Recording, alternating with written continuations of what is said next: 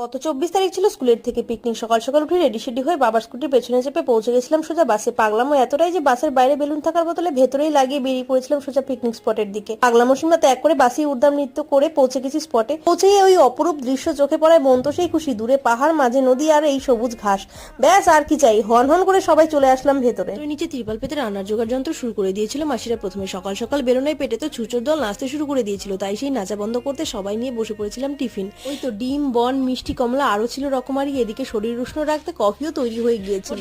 দিকে কাটাকাটি আলু ছুলতেই ছিল ব্যস্ত, আর আমাদের মতো পাগলের দল সব লাজ লজ্জা মাথা খেয়ে কোমর নাড়াতেই ব্যস্ত ছিল। আজকে চড়ুই ভাতির আকর্ষণ। 3টে বাজতে না বাজতে গরম গরম নামিয়ে দিয়েছিল ফ্রাইড রাইস, ছোলার ডাল, বেগুনি, আলুর দম, মুরগির কষা, চাটনি, মিষ্টি দই। বাবা হয়েছে, আর পারছি না পদ মনে করে বলতে। এরপর বলবে বানিয়েই বলছি, জাগে এবার বসে খেতে। যার যা ছানাবোনাকে নিয়ে বসে পড়েছে মায়েরা খেতে, আমরাও একে একে সবাই খেতে শুরু করে দিলাম। আমার সাথে খুব মজা করে দিনটা কাটিয়েছি। তোমাদের যদি আমার ভিডিওগুলো ভালো লেগে থাকে তাহলে সাবস্ক্রাইব করে থেকে যেও আমার সাথে। টাটা, দেখা